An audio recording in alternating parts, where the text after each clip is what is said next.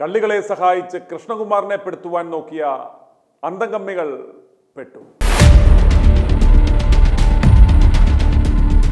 കഴിഞ്ഞ ഏതാനും ദിവസങ്ങളായി നിലമ്പൂർ ഉപതെരഞ്ഞെടുപ്പ് വാർത്തകളെക്കായാലും ജനശ്രദ്ധയും മാധ്യമശ്രദ്ധയും പിടിച്ചുപറ്റിയ ഒരു സംഭവമായിരുന്നു നടനും BJP നേതാവുമായ കൃഷ്ണകുമാറിൻ്റെ മകളായ ദിയ കൃഷ്ണയുടെ ഉടമസ്ഥതയിൽ തിരുവനന്തപുരം കെസ്റ്റൺ റോഡിൽ പ്രവർത്തിക്കുന്ന O/OC എന്ന ഇമിറ്റേഷൻ ഓർണമെന്റ്സ് വിൽക്കുന്ന കടയിൽ QR കോഡിൽ തിരിമറി നടത്തി ജീവനക്കാരായ വിനീത, ദിവ്യ, രാധാകുമാരി, ആദർശ് എന്നിവർ ചേർന്ന് 69 ലക്ഷം രൂപ തട്ടി എന്നതും പ്രതികളുടെ മറുവാദവും. കൃഷ്ണകുമാറിൻ്റെയും മകളുടെയും വാദങ്ങളും പ്രതികളുടെ വാദപ്രതിവാദങ്ങളും നാം കണ്ടതാണ്. മകൾ ദിയ ഗർഭിണിയായതിനെ തുടർന്ന് കടയിലേക്ക് പോകാതായ അവസരത്തിൽ QR കോഡിൽ തിരിമറി നടത്തി 69 ലക്ഷത്തോളം രൂപ പ്രതികൾ തട്ടി എന്നും ഇതിൽ 34 ലക്ഷത്തിൽ പരം രൂപ പോയിരിക്കുന്നത് ഒരാളുടെ അക്കൗണ്ടിലേക്കാണ് എന്നും ഓഡിറ്റിംഗ് നടത്തിയപ്പോഴാണ് ഈ തട്ടിപ്പുകൾ ശ്രദ്ധയിൽപ്പെട്ടതെന്നും CCTV ദൃശ്യങ്ങൾ ഉൾപ്പെടെയുള്ള സകല തെളിവുകളും ഹാജരാക്കിയാണ് കൃഷ്ണകുമാർ കന്റോൺമെന്റ് AC-ക്ക് ആദ്യം പരാതി നൽകിയത്. അതുപോലെ തന്നെ പ്രതികൾ കുറ്റം സമ്മതിക്കുന്ന വീഡിയോകളടക്കം അവർ പോലീസിന് കൈമാറിയിരുന്നു. ഈ പരാതിയിന്മേൽ ക്രൈം നമ്പർ 992/2025 പ്രകാരം മ്യൂസിയം പോലീസ് കേസെടുക്കുകയും ചെയ്തിരുന്നു. പ്രാഥമിക അന്വേഷണം നടത്തി ലഭ്യമായ തെളിവുകൾ പരിശോധിച്ച് പ്രതികളെ അറസ്റ്റ് ചെയ്യേണ്ടുന്നതിന് പകരം എന്താണ് ഉണ്ടായത്? ഈ പ്രതികളുടെ കൗണ്ടർ പരാതിയുടെ അടിസ്ഥാനത്തിൽ കൃഷ്ണകുമാറിനും മകൾക്കുമെതിരെ ജാമ്യമില്ലാ വകുപ്പുകൾ ചുമത്തി അവരെ ജയിലിൽ അടയ്ക്കുവാനുള്ള ശ്രമമാണ് ഉണ്ടായത്. ഇതുവരെ അവരെ അറസ്റ്റ് ചെയ്യാത്തതിൻ്റെ കാരണം കൃഷ്ണകുമാറും മകൾ ദിയയും ഭാര്യ സിന്ധുവും വളരെ സത്യസന്ധമായി സംഭവിച്ച കാര്യങ്ങൾ തെളിവുകളുടെ അടിസ്ഥാനത്തിൽ മാധ്യമങ്ങളിലൂടെ ലോകത്തെ അറിയിച്ചു. കൃഷ്ണകുമാറിനോട് വ്യക്തിപരമായി ആർക്കും ദേഷ്യമൊന്നുമില്ലെങ്കിലും ഒരു BJP നേതാവ് എന്ന നിലയിൽ പല മാധ്യമങ്ങൾക്കും ഉൾപ്പെടെ ചെറിയൊരു ചുരുക്കുണ്ടായിരുന്നു. അവസരം കിട്ടുമ്പോഴെല്ലാം അവർ അത് പ്രകടിപ്പിക്കുകയും ചെയ്യുമായിരുന്നു. എന്നാൽ ഇത്തവണ കൃഷ്ണകുമാറിൻ്റെയും കുടുംബത്തിൻ്റെയും കൂടെ അന്തംകമ്മി മാധ്യമങ്ങൾ ഒഴികെ സകലരും ഒറ്റക്കെട്ടായി നിന്നു. അതുകൊണ്ട് തന്നെ സത്യാവസ്ഥ പൊതുജനങ്ങൾക്ക് ബോധ്യമായ സ്ഥിതിക്ക് അറസ്റ്റ് ചെയ്താൽ പുലിവാലാകും, നാണം കെടുമെന്ന് അവർക്ക് തന്നെ മനസ്സിലായി.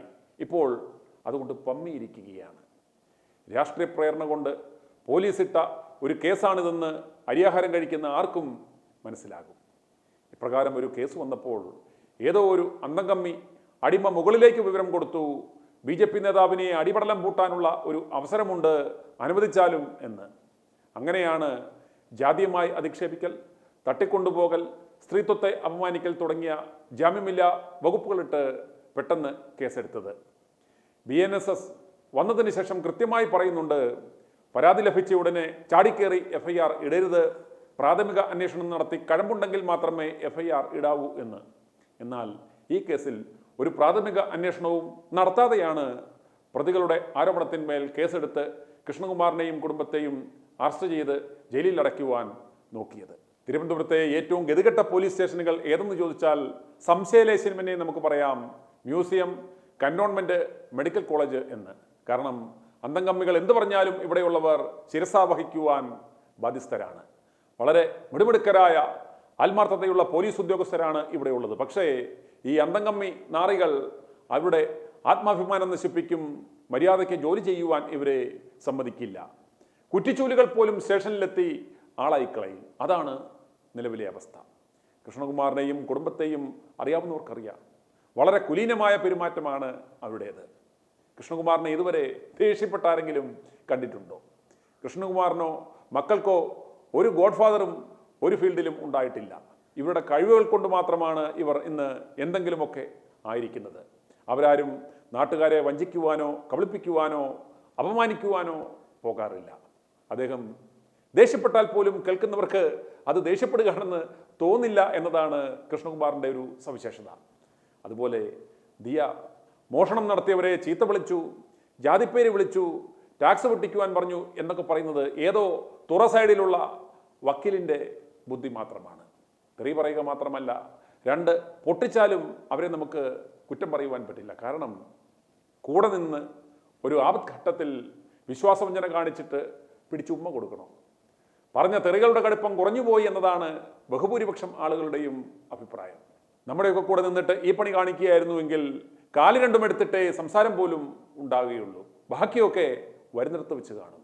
കൃഷ്ണകുമാറും കുടുംബവും ഈ വിഷയം കൈകാര്യം ചെയ്തതിൽ മാന്യത കൂടിപ്പോയെന്ന അഭിപ്രായക്കാരനാണ് ഞാൻ. ഏതായാലും ഈ സംഭവത്തിലൂടെ കലക്കവെള്ളത്തിൽ മീൻ പിടിക്കുവാൻ നോക്കിയ അന്തംകമ്മികളുടെ ആ പദ്ധതിയും പാളി. അതുപോലെ കൃഷ്ണകുമാറിനും കുടുംബത്തിനും മറ്റു പാർട്ടികളിലുള്ള പൊതുസമൂഹം നൽകിയ പിന്തുണ പോലും ഇവിടുത്തെ BJP നേതാക്കൾ നൽകിയില്ല എന്നതും ശ്രദ്ധേയമാണ്. BJP നേതാക്കളും കൃഷ്ണകുമാറും മനസ്സിലാക്കേണ്ടുന്ന ഒരു കാര്യം, BJPയിൽ നിൽക്കുന്നത് കൊണ്ട് ദോഷം മാത്രം ഉണ്ടായിട്ടുള്ള ആളാണ് ഈ കൃഷ്ണകുമാർ.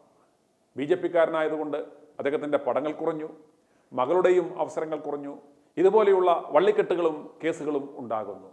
കൂടെ നിൽക്കുന്നവരുടെ വില മനസ്സിലാക്കുവാൻ സാധിക്കാത്തവരാണ് BJPക്കാർ എന്ന് പറയുന്നതിൽ ഒരു തെറ്റുമില്ല. എന്തായാലും ഈ വിഷയത്തിൽ കൃഷ്ണകുമാറിനും കുടുംബത്തിനും നീതി ലഭ്യമാകണം. മോഷണം നടത്തിയ പ്രതികൾ യാതൊരു ദയയും അർഹിക്കുന്നില്ല. എത്രയും വേഗം അവരെ അറസ്റ്റ് ചെയ്ത് ജയിലിൽ അടയ്ക്കണം. ഇത് കണ്ട് മനസമാധാനമായി സമാധാനത്തോടെ ദയയ്ക്ക് പ്രസവത്തിന് പോകാനും സാധിക്കണം. ഇതിൽ ദയവായി നാറിയ രാഷ്ട്രീയവും ജാതിയും ഒന്നും തിരികെ കയറ്റുവാൻ നോക്കരുത്. ചെയ്ത തെറ്റുകൾ മോഷണം നടത്തിയ പ്രതികൾ ഏറ്റുപറയുന്ന ആ വീഡിയോയുടെ പ്രസക്ത ഭാഗങ്ങൾ കൂടി കണ്ടാലും. We want their bank account and details before they go. Bank statement review ചെയ്യുമ്പോൾ നമുക്ക് അറിയാൻ പറ്റും നിങ്ങളുടെ ഇതിലേക്ക് എത്ര, കാരണം നമുക്ക് ഒരു സാധാരണ ഒരാളുടെ ബാങ്ക് സ്റ്റേറ്റ്മെന്റ് ഒക്കെ നമുക്ക് മനസ്സിലാവുമല്ലോ. അതിൽ നിന്ന് നമുക്ക് മനസ്സിലാക്കണം നിങ്ങൾ ഇതിൽ നിന്ന് എത്ര കാശ് ഉണ്ടാക്കി. ഒരു സെക്കൻഡ്, ഇത് ആരാണ് ആദ്യം സ്റ്റാർട്ട് ചെയ്തത്? വിനിതയാണ് അവിടെ ആദ്യം വന്നത്. ശരി, എത്ര നാൾ മുമ്പാണ് ഇത് ആദ്യം അടിച്ചത്? ആ ടൈം ലൈൻ പറയും. ഒരു പ്രാവശ്യം സത്യം കൊണ്ടുപോകാൻ നിങ്ങൾക്ക് പറഞ്ഞു മനസ്സിലാക്കി കൊടുത്തൂടെ? സത്യം പറഞ്ഞാൽ നമുക്ക് ഇത് ക്ലീൻ ആയിട്ട് ഡീൽ ചെയ്യാം. അല്ലെങ്കിൽ ഇപ്പൊ ഞാൻ ഈ ചോദിക്കുന്നത് പോലെ പോലീസ് ആയിരിക്കും എന്ന് ചോദിക്കുന്നത്. വല്ല ആവശ്യമുണ്ടോ അതിന്റെ? നമുക്ക് ആഗ്രഹമില്ല, എനിക്ക് ഒരിടത്ത് പോകണമെന്നില്ല. കാരണം നമുക്ക് അതിനുള്ള സമയമില്ല, സാവകാശമില്ല. പക്ഷെ ചെയ്തേ പറ്റൂ എന്ന് വെച്ചാൽ നമുക്ക് വേറെ വഴിയില്ല. കാരണം ഇത് അവള് തമാശക്ക് ചെയ്യുന്ന ബിസിനസ് അല്ല, ഇത് അവളുടെ ജീവിതത്തിലെ ജോലിയാണ്. പറ, എപ്പോഴാണ് ഇത് ആദ്യമായിട്ട് ചെയ്തത്? എത്ര നാൾ മുമ്പാണ് ആദ്യമായിട്ട് ചെയ്തത്?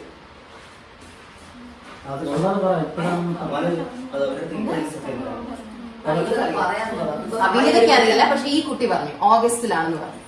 ഓഗസ്റ്റിലാണ് ആദ്യമായിട്ട് ചെയ്തത്. ഇതെപ്പോഴും അവസാനമായിട്ട് നിങ്ങൾ ചെയ്താൽ അതറിയട്ടെ.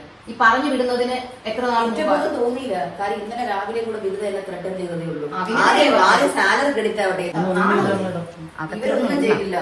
ഇവരെ കണ്ടറിയാം, ഇവരറിഞ്ഞിട്ടില്ല. ഇവര് നാറ്റ കേസ് സഹിക്കാൻ വയ്യാതെ ഇവർ നിൽക്കുക. അറ്റ്ലീസ്റ്റ് അതിൽ നിന്ന് കുറച്ച് കാശ് നിങ്ങളെങ്കിലും ഉണ്ടാക്കുന്നുള്ള ആ ഒരു നന്ദിയെങ്കിലും കാണിച്ചാൽ ജോലി ചെയ്തുകൂടായിരുന്നു. ഇത് നമുക്ക് പേഴ്സണലി അറിയാവുന്ന എത്ര പേര് അവിടെ ഓഫീസിൽ വന്നിട്ട് നമ്മളെ വിളിച്ച് പറഞ്ഞിട്ടുണ്ടെന്നറിയോ?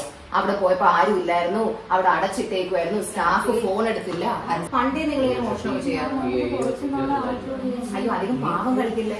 നിന്നെ മോഷണത്തിന് പിടിച്ചിട്ടിരിക്കുക. ആ പാവം വിടും. തെറ്റ് നീ പാളി.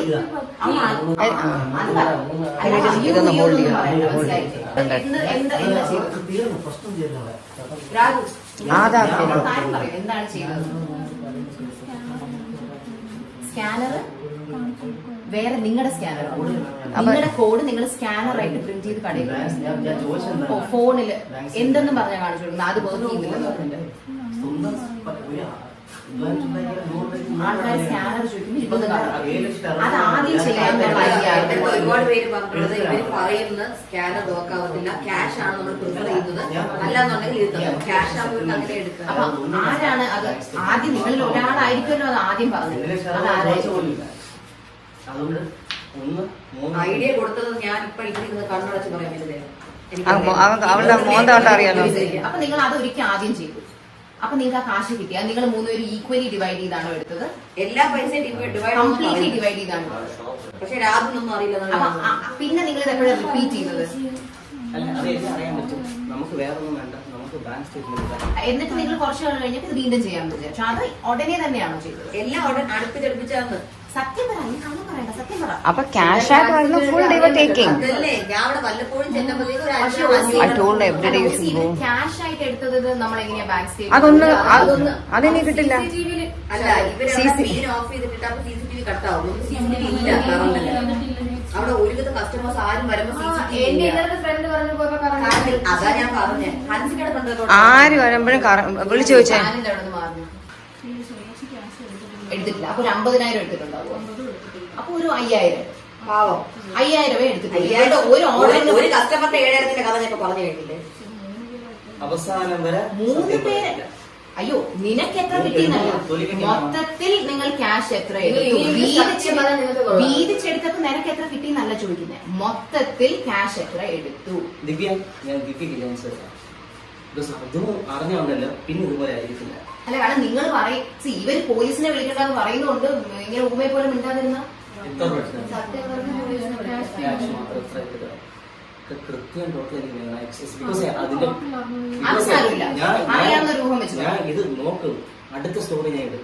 എന്തിനാണെന്നറിയാമോ, ക്യാഷ് ആയിട്ട് നിങ്ങൾ എത്ര ക്യാഷ് കൊടുത്ത എല്ലാവരോടും, കാരണം വാങ്ങിച്ചവർക്ക് അറിയാലോ അവർ എത്ര കൊടുത്തു. അതെ കറക്റ്റ് കൃത്യം കൊണ്ട് എങ്ങനെയല്ല, ബിക്കോസ് ഞാൻ അവസാനം വരെ മാന്യമായിട്ട് ഞാൻ ചോദിക്കാണ് എനിക്ക് സത്യം അറിയണം.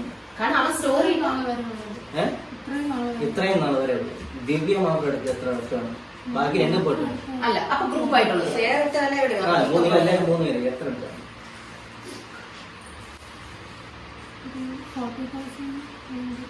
1 ലക്ഷം രൂപ എന്തായാലും 40,000 വരെ പറഞ്ഞെങ്കിൽ 1 ലക്ഷത്തിന് മുകളിൽ കണ്ടോ. ഞങ്ങൾ 3 പേരും അങ്ങനെടുത്ത പൈസയാണ് വരുന്നത്. 2000 രൂപ ഞങ്ങൾ അത് മനസ്സിലായി. നിങ്ങളപ്പോ ഇത്രയും നാളായിട്ട് എത്ര എടുത്തു അതാണ് ചോദിക്കുന്നത്. i2i News, an eye for truth. i2i News subscribe ചെയ്തിട്ടില്ലാത്തവർ ഇപ്പോൾ തന്നെ സബ്സ്ക്രൈബ് ചെയ്യുക. നോട്ടിഫിക്കേഷൻ ലഭിക്കുവാൻ ബെൽ ബട്ടണും അമർത്തുക.